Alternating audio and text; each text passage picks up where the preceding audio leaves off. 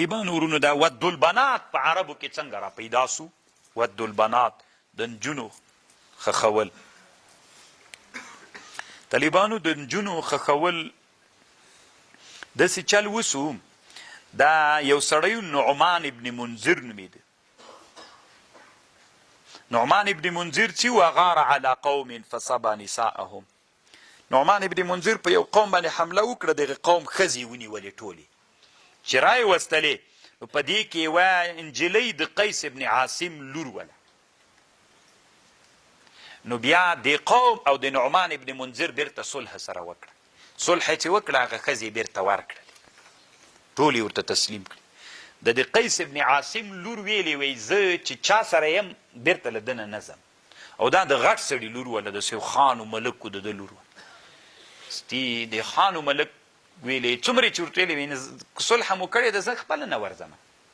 بیا طالبانو د پلار یې دا ویلي چې دې نه بعد که د ما لور پیدا سوله ځکه یې دومره زه ذلیل کړم، شرمنده یې کړم، که د ما لور د دې نه بعد پیدا سوه زه به یې ژوندی خښوم. نو اولینی سړی چې ود البنات یې کړی روح المانی وی هغه قیس ابن عاصم نومیده.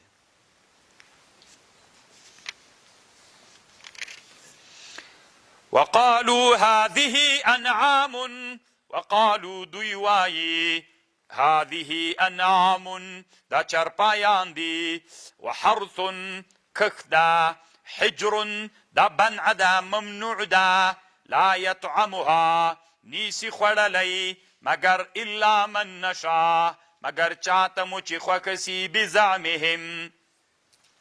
چو اغا صاحبه و بحیره ای خوشی کړی وی طالبانو که نویدان عام دی، دا بس د خدای دی پاره غسوي دی بوتانو دی پاره څوک خوړلی نسی مگر دی منګ ورته خوا کسی. وانعام حرمت ظهورها، بعضې داسې انعام ول چې حرام کړل سوي ول، شاګانې نپې سپرېدل، همدغه هغه څه ول چې سورلیګانې نپې باندې وړلې حام باندې. وانعام لا یذکرون اسم الله علیه افتراء علیه، دوی دروغ تړل په الله. سیجزیهم زرد الله به جزا ورکي دوی ته، بما په سبب دغه چې دوی په الله پسې تړل.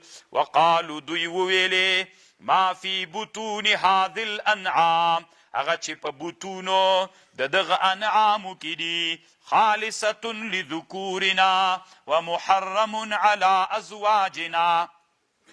اصل کې طالبانو قرآن کې داسې وي دا دوی چې کوم ناروا رواجونه پیدا کړي، ناروا رواجونه داسې وو. دغه صاحبه او بحیره چې وه دوی په نس کې به چې کوم بچی وو او دا بچی به یې راوزېږېده، چې راوزېږېده دوی به چې حلال که نو چام خوړلی سو. دوی ویلې دا تنان نران خوړلی چې ښځو ته حرام ده. له ځانه یو رواج جوړ کړي وو. د بحیرې او صاحبې به چې بچی وزېږاو اخلاص یې ماپې وې طالبان، هغې بچی به چې وزېږېده ابه نرانو ته حلال و ښځو ته حرام. او که بچی به مړ پیدا سو بیا طالبانو ځکه دوی مرداره خوړله، موږ ته مخکې ویلې که نه مسلمانانو ته چې هغه الله یې مړ کړي یا نه خورئ.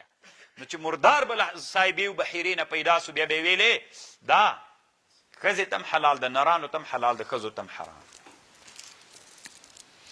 سیجزیهم زرد الله به جزا ورکي دوی ته، وصفهم موصوفول دی دوی چې انه حکیم علیم، الله حکیم و علیم ده.